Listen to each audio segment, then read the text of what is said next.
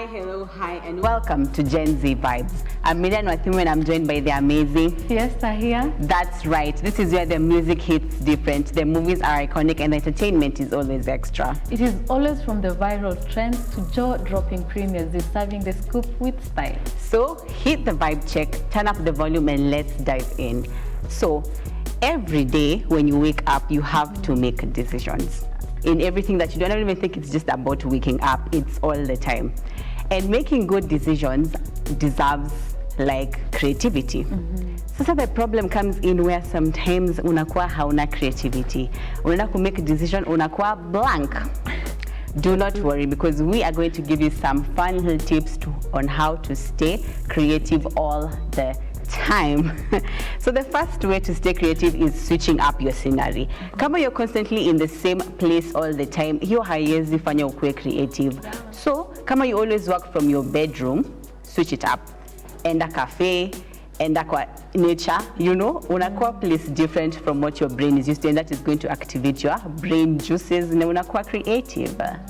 Yep. Alafu the other one is like making Pinterest your best friend. Out of Pinterest, you're gonna get a lot of things.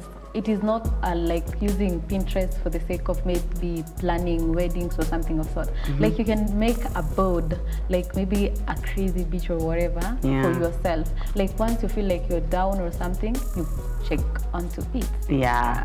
And then remember that whatever you consume helps you to create something. So kama like you're like on the search of how to make a good reel or a good TikTok, unaenda watch TikToks, unakuwa inspired. Kama you're making a movie, unaenda watch short films on YouTube, and then boom bam unakuwa nini? Unakuwa inspired and you create whatever it is you want to create. Yeah. And then you romanticize the boring. Kuna activities zenye zikuwa boring, but once you put that main character energy, then definitely hazitakuwa boring. Like for instance, kama you're washing your dishes, imagine you're just in a sad music video, maybe you're walking towards the shop. Like use that the road as your runway. Yeah.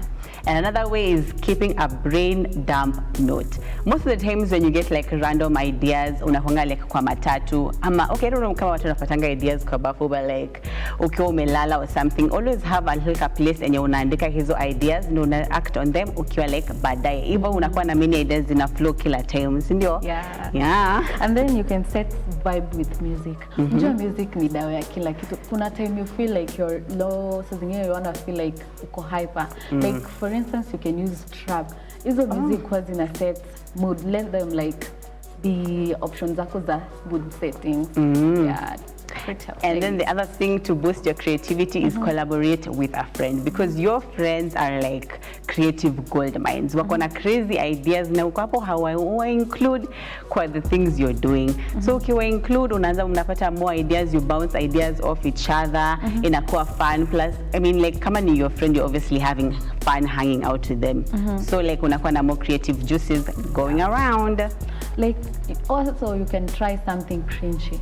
Like you really don't need to be perfect. Hizo vitu kama hizo kidogo kidogo, do something that is like it is not that serious. Imagine you can come up maybe with maybe a trailer, for instance, your imaginary boyfriend. Out of that, like you'll get to be to add other things. That is one way or the other way of boosting your creativity. Yeah. And another awesome way is taking a tech break. Kama you're constantly on your phone, unaweza pata your brain is a bit sleepy because imezoea tu kuona content from other people, which is not okay. So unafaa unachukua ka break, unaenda nje kwa nature. Once again, mambo ya nature. We should be out here touching the leaves not the grass. Ndio unaanza ukiwa uko nje, ukiwa hadi una take a walk or something, ideas zina come to you. Unaanza kwa like, hii miti inakaa kama TikTok. You know? Unaenda una make TikTok with that creativity. Yeah, true. And then you can like don't judge your messy drafts. Kila mtu anakuanga na drafts. Kuna mahali kila mtu ameanzia. You see those things, they look like trash, but definitely you'll see there's progress day in, day out. Yep. And those are some of the fun little things that you can do to boost your creativity. Kama your creativity is on vacation, unakuja tunasema to do all these few steps and then boom, unaanza kwa creative all again. That is interesting. Yeah. And then we all want to be unique. Kila mtu anataka tu kukua, unajua ukiwa unique always utakuwa outstanding. Walai. And there are some habits ukizi adopt, definitely utakuwa very unique. Like number one, you can do the consistent self-reflection.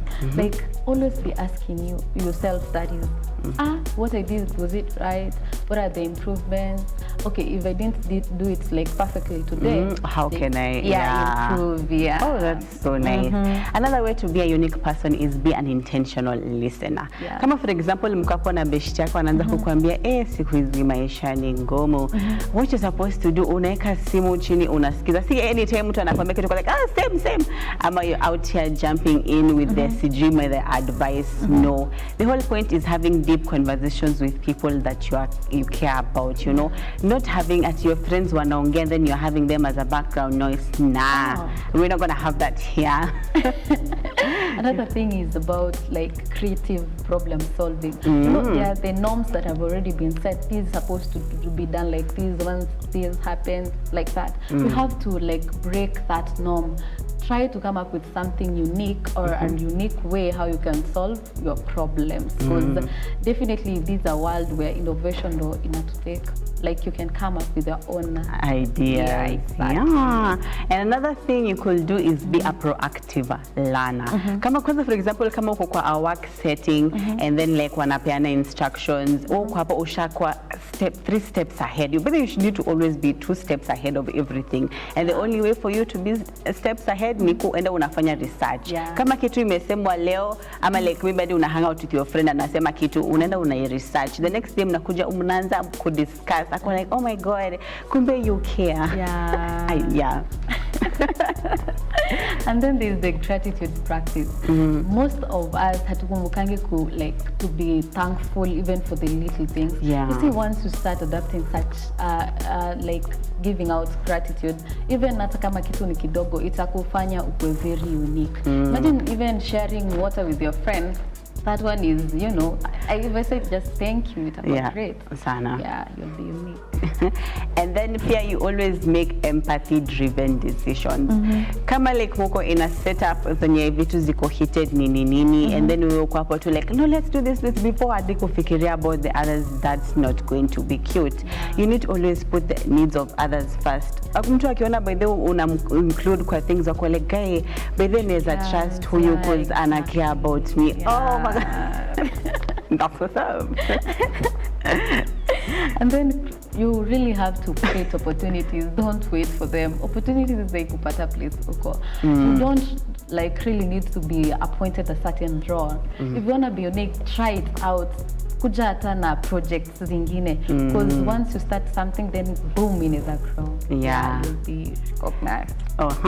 Na sasa shauri yako kama haujashika hizo points, because that is how you're going to add a bit of flavor to your personality. Kama the flavors za chakula kwa food. Number 2 is they apply in your life. So now on to something even more fun. We have some songs that we have been listening to and we think that you should be vibing to. Na ndio hizi. And those are the songs that we have been vibing to. Isn't it songs that feed your soul and they still entertain you? What's up? The first song was Church by Sam Henshaw, and I feel like that is instant serotonin. Unatika tu, you don't even know what's going on, and you're already vibing. Like it's gospel meets like groove. Like if praising God was like a swag, it would be this song. I'd have to say, Juni, and it's an amazing track na ina Bamba VXS. Deadly. The other song was Everything by Timida Kolo. Ubisikia hiyo sauti? Wow. It was so smooth, kama butter, you know. And then it's giving God first love, you know. And then the other song ilikuwa obviously Mungu Pekee by Nyashinski. I don't know where tulieka na kila mtu ashashika word for word. But I feel like it's so nice. Ilikuwa a great reminder of just good vibes. Kila mtu aende. It's such a powerful and a healing song. Such a good vibe by Nyashinski. And then The God for Me by Maryann. Hiyo song pia ni blessing sana. Jesus said, he's there for you. regardless of what people say or even think about you. But God is always there.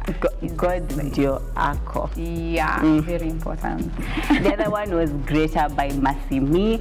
Your song, I feel like it's more of encouragement. It's a song and you will skiza on days when you're feeling low. Ama like una feel like the world is against you.